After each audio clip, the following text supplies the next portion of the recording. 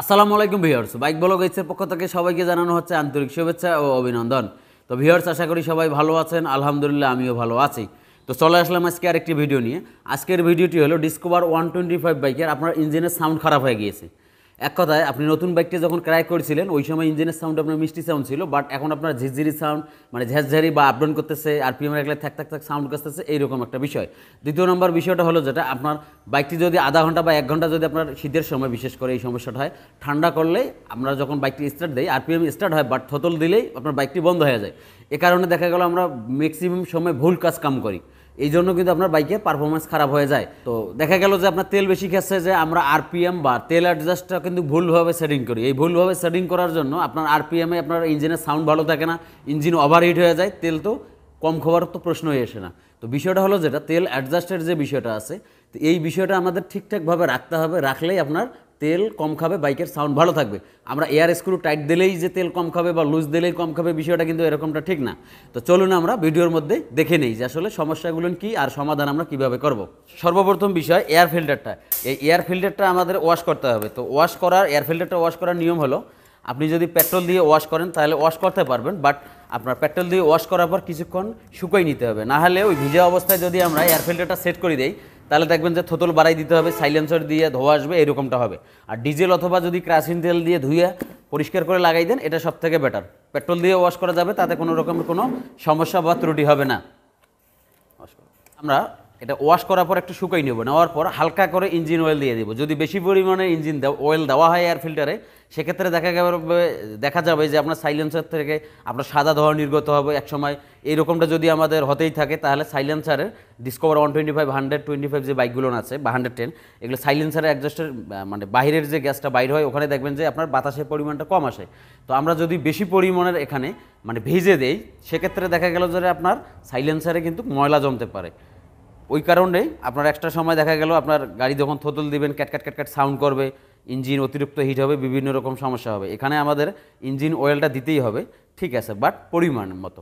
অনেকেই আছে যে বেশি পরিমাণে দিতে হয়, বেশি পরিমাণে দেওয়া যাবে না। এখানে শুধু যে আমি দিয়ে একটু খালি এভাবে মেখে দিয়েছি, কারণ হলো তেলটা কিন্তু আপনার শুকাই যাবে। তেলটা তো পরিষ্কার করে আপনার তেলটা চলে গেল বা একটু আমি স্টার্ট দেওয়ার পরে তেলটা শুকাই যাবে, বাট ইঞ্জিন অয়েলটা দেওয়ার কাজ হলো আপনার বাতাসের সঙ্গে যে ধুলোবালুগুলো থাকে, ইঞ্জিন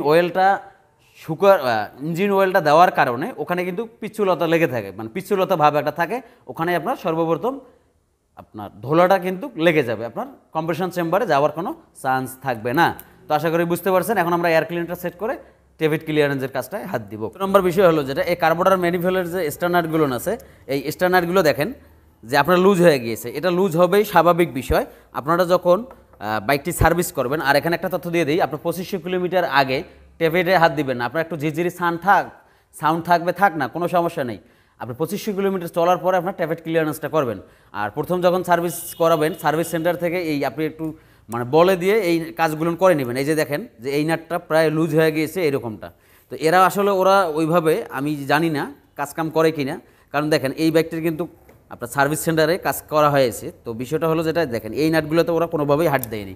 তো এখানে যদি লুজ থাকে, এই জয়েনের এখানে যদি লুজ থাকে, তো স্বাভাবিক বিষয় আপনার লিক করতে পারে। লিক করলে আপনার দেখা গেলো আরপিএমটা আপডাউন হবে, হাই হবে।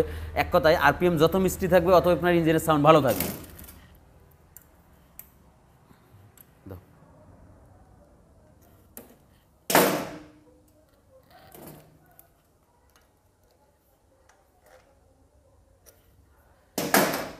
তো ভিউয়ার্স, দ্বিতীয় নম্বর বিষয় ট্যাবেট ক্লিয়ারেন্সটা। তো ট্যাবেট ক্লিয়ারেন্সটা করার আগে আমি আপনাদেরকে বলি, এখানে টিডিসি মার্ক তো ঠিকঠাক রাখতে হবে। আর দ্বিতীয় নম্বর বিষয়, আমি অতীতে মোটামুটি 6 থেকে 8 মাস থেকে আমি বলতেছি যে আপনি টাইম ইনসেন যদি মডিফাই করেন, সেক্ষেত্রে ডিসকভার 100 বলেন, 125 বাইকগুলো যেগুলো বলেন, আমি তো পালসারেরও মডিফাই করছিলাম, আপনার ইঞ্জিনের সাউন্ডটা কিন্তু ভালো থাকে। তো এখন আপনারা জিনিস দেখেন, আপনার ডিসকভার 125 যে আগের যে বাইকগুলো ছিল, ওই বাইকগুলোতে টাইম ইনসেনটা কী ছিল আর এখন টাইম ইনসেনটা কী দেওয়া আছে, মানে কোম্পানি থেকেই মানে আপডেট মানে ভালো টেকসই অনুযায়ী কিন্তু টাইম ইনসেনটা ইউজ করা আছে। তো বাট এই বাইকটি হলো 125।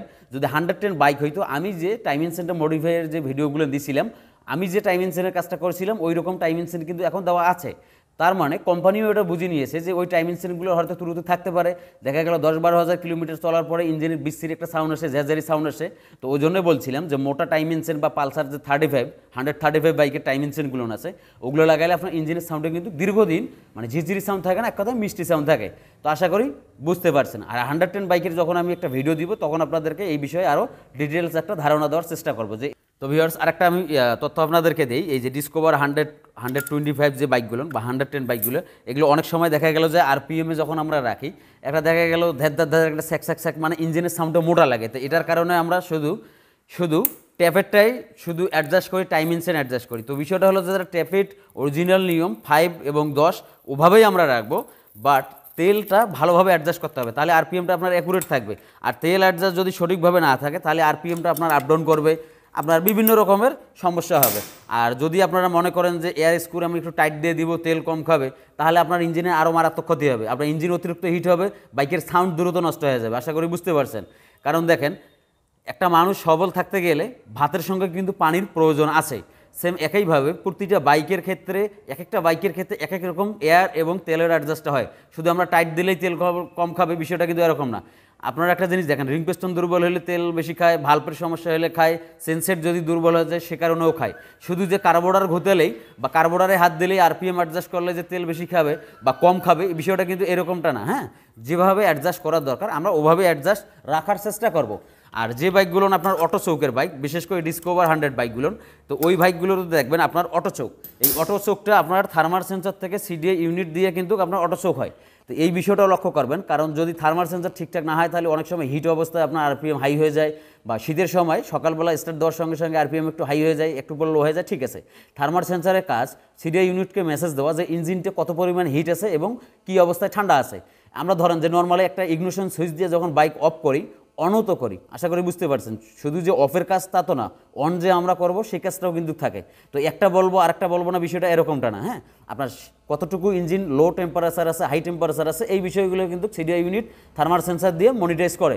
আশা করি একদম ক্লিয়ার। আপনার তেল অ্যাডজাস্ট, তো তেল অ্যাডজাস্টের বিষয়টা আমরা অনেকেই মনে করি যে কত পেসে দিলে আপনার তেলটা ঠিকঠাকভাবে অ্যাডজাস্ট থাকে বা কত প্যাসে দেওয়া ঠিক আছে। তো বিষয়টা হলো যেটা কত প্যাস তো কোম্পানি বলে অবশ্যই ঠিক আছে, বাট গাড়ি যখন চলে এই চলার ক্ষেত্রে আপনার তেল অ্যাডজাস্টের যে পরিমাণটা এটা একটু হালকা কম বেশি হতে পারে। তো ডিসকভার 125 আর বাটারফ্লাই যে কার্বোরেটরগুলো আছে, এই বাটারফ্লাই কার্বোরেটরগুলো আপনার তেল অ্যাডজাস্টের সিস্টেমটা একে কীরকম, এই এয়ার স্ক্রুটার কাজ একে। যদি আমরা এটা লুজ দিই সেক্ষেত্রে আপনার তেলটা একটু বেশি যাবে, এয়ারটা কম যাবে। আর যদি আমরা টাইট দিই তাহলে তেলটা আপনার কম যাবে, এয়ারটা বেশি যাবে। তাহলে এখানে এখন বিষয়টা আসে, প্রতিটা বাইকের আমরা তেল অ্যাডজাস্ট করি এটাই কারণে যে আপনার এয়ারের সঙ্গে ফুয়েলের মিশ্রণ বা ফুয়েলের সঙ্গে এয়ারের মিশ্রণটা যেন ঠিকঠাক থাকে। তো এখন বিষয়টা হলো যেটা আমি যদি এখানে বলি যে 1.5 প্যাচ দেই, তো আমি এখানে হাফ 1.5 প্যাচ দিয়ে যদি আমি গাড়িটা ছেড়ে দেই তাহলে এই গাড়িটা যখন 1-1.5 ঘন্টা ঠান্ডা হয়ে যাবে, আপনার 10 মিনিট না হলেও 5 মিনিট ধরে আপনার ইঞ্জিনটি অতিরিক্ত পরিমাণে হিট করতে হবে। এটা কিন্তু ইঞ্জিনের জন্য মারাত্মক ক্ষতি, কারণ যতটুকু খাবার প্রয়োজন বাইকটির ইঞ্জিনটা কিন্তু অতটুকু খাবার প্রয়োজন বোধ করতেছে না বা পাচ্ছে না, সেজন্য আপনার ইঞ্জিন অতিরিক্ত হিট হবে, সাউন্ডটা নষ্ট হয়ে যাবে, আরপিএমটাও আপনার ঠিকঠাক অ্যাডজাস্ট থাকবে না। আশা করি বুঝতে পারছেন। তো এখন আমরা তেল অ্যাডজাস্টটা করবো। তো তেল অ্যাডজাস্টের সঠিক নিয়ম হলো আমরা আগে এয়ার স্ক্রুটা প্লাস করে দেবো,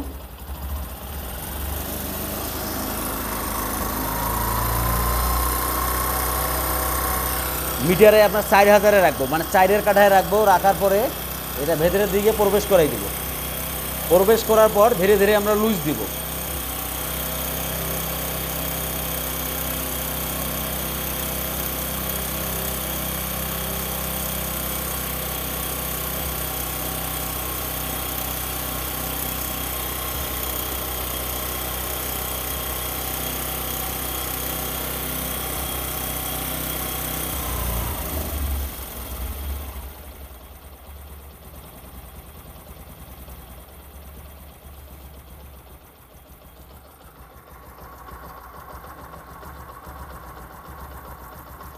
তো এই বাইকটা আমার এয়ার স্ক্রুটা সেট হলো 2.5 পেসে, 360 ডিগ্রি অ্যাঙ্গেলে 2.5 পেসে।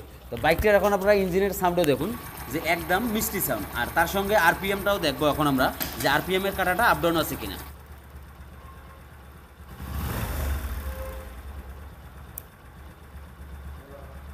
আপনার আরপিএমটা যেমন ঠিকঠাক আছে সেম একইভাবে আপনার বাইকের ইঞ্জিনের সাউন্ডও ভালো থাকবে। তো ভিউয়ার্স আশা করি বুঝতে পারছেন এভাবে কাজ করলে আপনার বাইকটি 100% ভালো থাকবে। তো ভিউয়ার্স ভিডিওটি ভালো লাগলে অবশ্যই লাইক করে দিবেন, মূল্যবান মতামত কমেন্টস করে জানাই দিবেন এবং আমার চ্যানেলে নতুন দর্শক হলে সাবস্ক্রাইব করে নোটিফিকেশন অল করে দিয়ে আমাদের সঙ্গেই থাকবেন। সবাই ভালো থাকবেন, আল্লাহ হাফেজ।